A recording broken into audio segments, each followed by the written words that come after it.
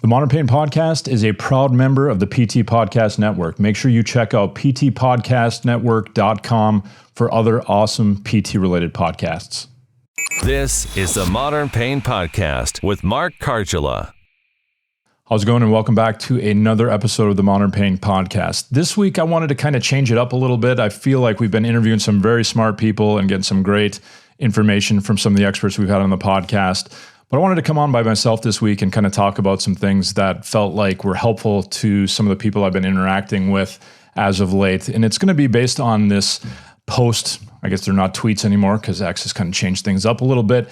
But something I posted on X just about my journey and some of the struggles I had and some of the kind of aha moments I had along the way in my journey that really were helpful for me to kind of really feel like I belong, that I should be helping these folks, because we all have these horrible sensations of imposter syndrome and all these difficult, feelings of not being good enough, not being worthy of being in the clinic and trying to help these folks, it's feeling like a failure at times.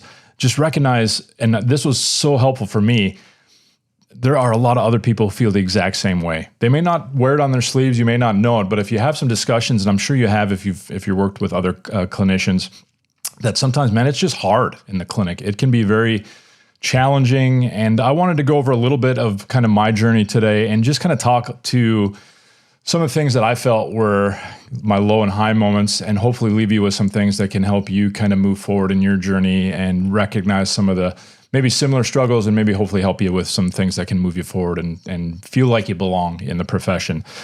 So first things that happened to me was PT school. So PT school, I remember when I was in PT school, it was all about, I was either going to be a sports physical therapist or I was going to be an orthotherapist. And then as I was in school, it became apparent that I wanted to do manual therapy, man. I felt like, and I had some great instructors. I had a great instructor. Our primary manual therapy instructor was amazing. He was very eclectic. He didn't really pigeonhole you into like, this is the way I believe it works and you have to do it my way. He was very open. One of my pet peeves in PT education is folks that are very biased in their view of things. And we're all biased, but we should leave an open kind of door for students to kind of figure out what fits them best as a clinician. But in PT school, watching and hearing some of the stories, and at that time we were still teaching a very traditional mode of manual therapy, and it was the one I learned was through Kaltenborn was the primary one, but we also learned MET, osteopathic techniques. We learned Mulligan, we learned McKenzie. We didn't get too much into Maitland. We talked maybe a little bit about it, but those were kind of the primary things. And I think the Norwegian or the Kaltenborn approach was the primary one.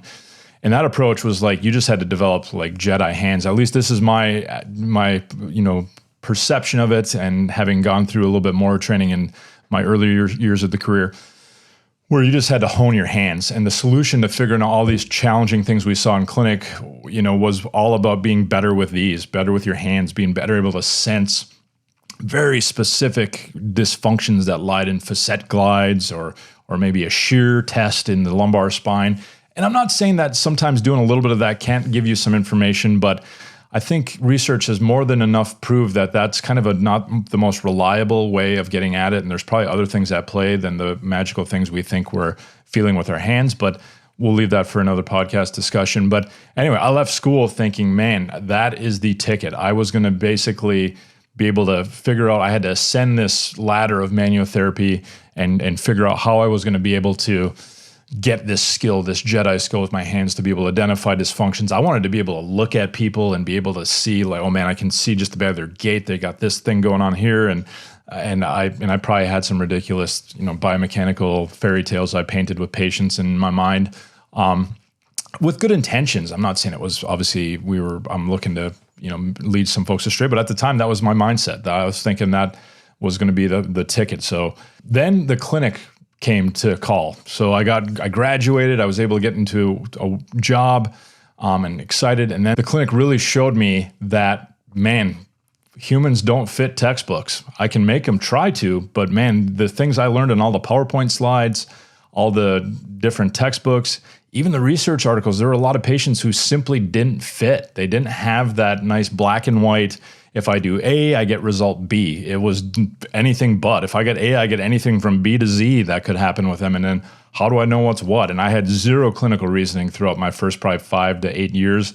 It was just which new technique can I learn? And that's where I went on the great letter chase, I called it, where I was going to get certified, and that was going to be the ticket. I just had to get to this Jedi pursuit. So for me, I went to St. Augustine's MTC program, and I don't have super negative things to say. I think hopefully it's moved on from where it was when I went through it back in, the early 2000s, I believe, or maybe late 2000, mid to late 2000s, doesn't matter. But it was very specific, and there was a lot of things we were claiming to be able to do with tissues and things that, again, research has really called into question. Are we really able to do some of the things that we're claiming we can do? Probably not. Doesn't mean that some value isn't be had with, being able to kind of do a good manual therapy technique. Some of the evaluative stuff, super ultra segmentally specific, I'd say we probably need to move on from. But learn some good things. But I also remember getting out of that certification feeling, okay, I've arrived, I'm here, I got it. And I had a boost of, man, this is really helping working. And it still has helped. I'm not saying it hasn't. But then the reality struck that there are still people that this does not work with, that this finding the minute dysfunction and identifying it and fixing it with my hands or soft tissue or joint mobilization, manipulative based work. And it was kind of depressing. And I remember too, at that time, I was very bitter because I worked in a setting where we had a lot of spine patients. But if you were to see a spine patient in our system, especially if they were from our neurosurgical group, you had to be McKenzie certified. And that really ate at me because why do I have to be certified in something? McKenzie was so far away from how I was trained. It was they didn't give a rip about what happens at the facet and super differentially diagnosing the facet versus uncovertebral versus whatever type joints that I was taught in the past where you had to be super specific.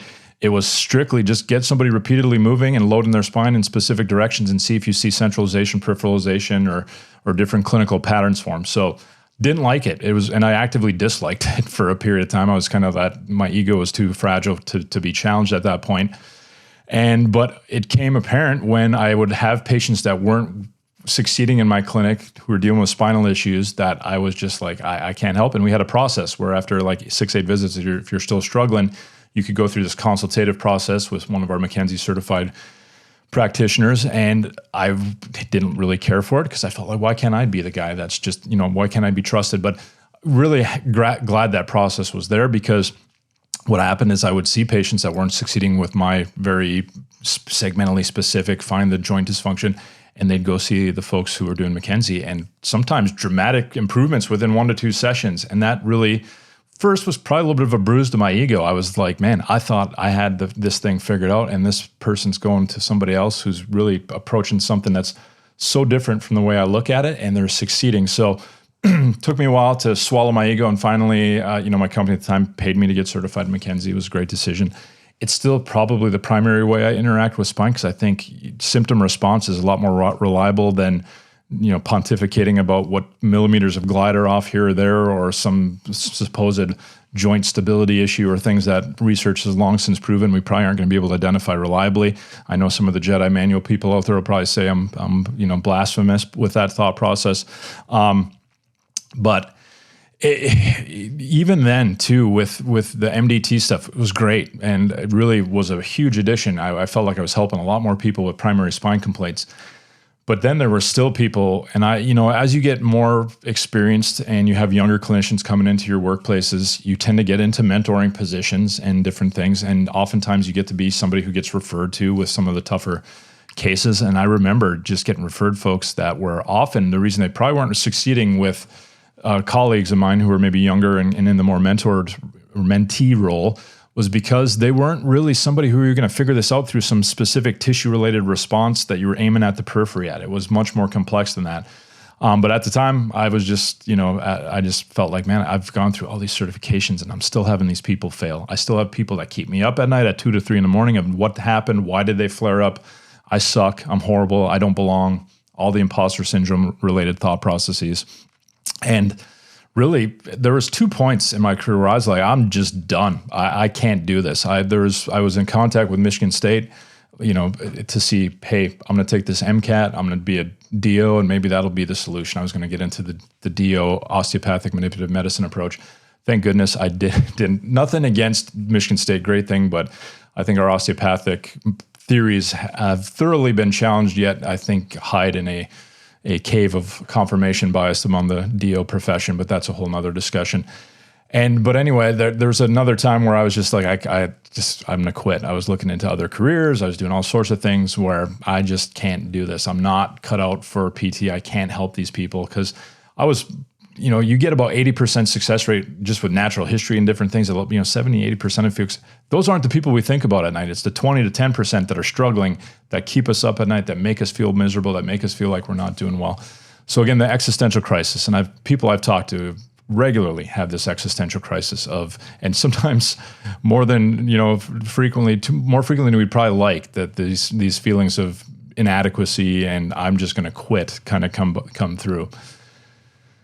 So then what happened is I got approached, talking with colleagues and things. They said, why don't you look at fellowship training? Because, you've done the certification thing. You got your OCS at the time. I'd gone through the OCS thing, and that was helpful too. I learned a lot of good things at my OCS, but fellowship was going to be the thing. And I was like, I don't feel like being in the old boys club of manual-therapy anymore. I kind of feel like I'd been drifting in and out of different circles, and it all felt like the same. There was some gray-haired sage that was going to be the guy you all kind of followed around eagerly trying to just soak up every bit of knowledge. And I'm not saying we shouldn't respect some of those folks who've been there, done that, but this kind of paternalistic, follow the Jedi leader thought process, kiss the ring approach of manual therapy was just a turnoff to me at that point. I was just like, I kind of done with it. And then I got talked to you about, well, hey, there's a fellowship that's really kind of stripping that away. It's still very, manual therapy technical focused, but it's more looking at research and not getting so caught up in guru chasing and guruism. That was kind of the method of the day at the time. So I went into Evidence in Motion's fellowship, and it was probably one of the best decisions I've ever made. It was a great experience. It's now the Bellin Fellowship, and my buddy Mark Shepard's the director there. So highly recommend you check it out if you get an opportunity. There were some good things and bad things. The good things is I learned how to finally clinically reason. I learned, test, treat, retest and stuff where I had kind of dabbled in it, but it was clinical reasoning gets beat into your skull, and you get mentored with a lot of great clinicians who help you think in the clinic and be able to weed through when it isn't that black and white, where you're not getting these different like A plus B equals C results. How do you think and reason when there's multiple hypotheses at play? How do you kind of prioritize and treat when when the uncertainty and complexity of clinic stares you in the face? So that was amazing. The manual therapy components, again, I felt like I'd been there, done that. It wasn't anything spectacularly new. And again, I felt like, God, we're still rehashing the old manual therapy kind of technical aspects. And again, it's not bad to be good manual therapy. You need to have some skill with your hand to at least produce a good ritual and a good sensory input to the person in front of you. You need to explain it well, be confident with it, handle the patient well, have good hand skills of like touch and being able to make somebody feel comfortable and confident that you know what you're doing. So, there's good things with that, but it was, again, the manual therapy techniques kind of left me a little bit to be desired, and nothing against that. I think it was just, I was at a point where I'd been through so many manual therapy techniques. I was like, I kind of am done with that. One of the low points and another existential crisis I had, and I was with one of my mentors who very well established OMPT, a manual therapist in the US and even, probably internationally known, and learned some amazing things. But then I remember the folks that I wanted to stop being frustrated about, the folks that I wanted to stop thinking about at 2:00 in the morning, stressing about why I'm not helping this person, were still failing in his clinic. And I was like, man, what is up with this? I obviously this isn't the solution, because this guy is supposed to be the pinnacle of what I'm supposed to be aspiring to be, and struggling with the very people I went into fellowship to help. So it was a very big struggle for me in that. But then there were 2 classes that I took in fellowship beyond the clinical reasoning, because clinical reasoning was throughout and it was great, and highly grateful for that. But the 2 classes were, one, why manual therapy works. And then it really made sense of, okay, manual therapy's mechanisms of activity are probably more spinal cord and central nervous system. And granted, yes, you need a tissue input. You need something peripherally to go on to make that input stimulate into the spinal cord and brain. But it's not a lot about what minute dysfunctional mechanical deformation and different things are happening peripherally. So that was huge for me, because then it kind of unshackled me from this belief that there was some boogeyman I was going to chase in the tissue and identify and finally, be the solution to all this struggle I was having. It wasn't there, and it didn't need to be found. So it was helpful. Now, again, there's times where peripheral tissue issues are a problem. I know I've got people who are probably ready to start commenting of like, oh my God, you're saying that the tissues don't matter. No, I just think we often, when things get complex especially, we chase all sorts of boogeymen, and there's all sorts of folks who have chosen different things, whether it be craniosacral rhythm, PRI with breath and balloon blowing, or whatever it may be, or OMM with all sorts of you're crooked and that's the solution. You need to be realigned, or the old-fashioned subluxation way of getting after chiropractic. But that was at least a class that was like, okay, now I feel like this chase is not necessary. I mean, you can use manual therapy, it can be a stimulus, but it's not something that has to be present in every episode. And the other class I took was pain science, and that was one that obviously those of you who've been tuning in know pain science is a big part of how I operate and how we operate as far as the podcast, trying to help people better understand this, because we still have a healthcare system that's so woefully underprepared and has minimal clue of what the complexity of pain truly is. So that was where, okay, this is why those folks who are keeping me up at 2 o'clock in the morning are struggling, because I'm trying to freaking focus strictly in their tissues when it's a whole human ecosystem issue. And so that opened up my studies, which later became, I think a few years after I graduated fellowship, I read Louis Gifford's books, which was another aha moment, because I remember him in his books talking about working with the Jeff Maitland, who obviously, an absolute legend in our profession and should be. He's done some great things, and I'm not by any means knocking Jeff Maitland and the amazing contributions he's had. But I remember Louis Gifford talking in this thing about how when he did his mentored work with Maitland in Maitland's clinic, how he'd come home just absolutely depressed and distraught that not a lot of people were getting better with that approach, because obviously Maitland was working with the uber complex, getting probably people referred from all over Australia and thereon.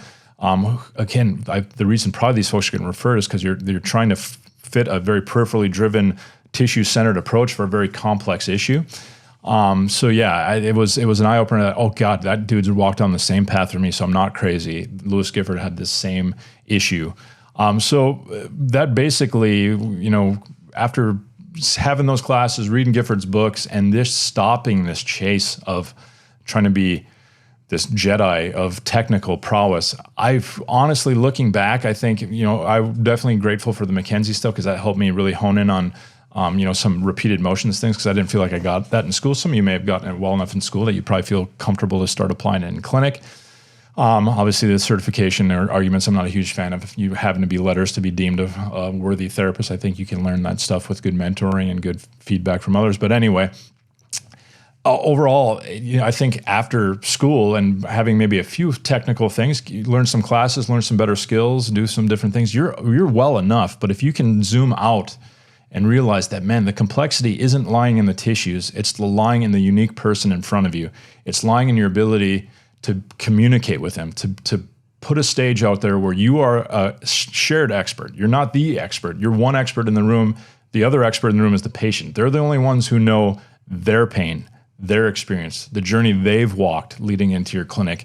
And I think just being like Alfred to the Batman, instead of feeling like I had to be the superhero swooping in to save the day, letting the patient be the hero and being that Alfred to say, hey, let's talk about what you've gone through and validate all that horrible stuff that often people have gone through.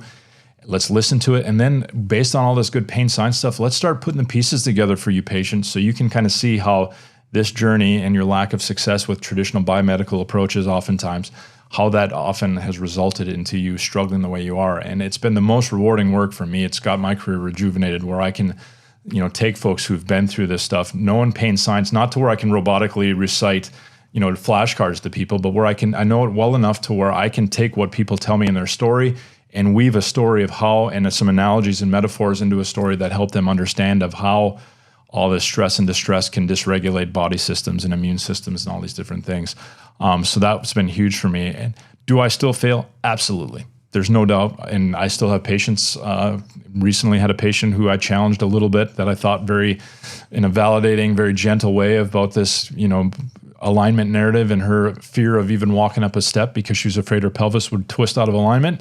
And she didn't show up for a second visit. Now she's scheduled for more. She hasn't canceled any of her future ones. For all I know, she had a flat tire or something, but she also I may have challenged that narrative too much. But so again, it's not that I don't still fail. I'm okay where I've done my best at this point. I don't feel like I've got this massive pressure of the outcome. And Jason Silvernail is a good mentor of mine who's really helped me realize that this pressure of the outcome on your shoulders all I can control is doing my best every day in the clinic to validate, to give somebody's story a stage, to validate it, and to give some people some options of things, of ways I know I can help them to piece together some of their story of why their body's behaving in this dysregulated, highly sensitive, very painful fashion, and then offer them some suggestions of ways that I can help them as a coach and a guide by the side, not the hero who's going to swoop in and save the day.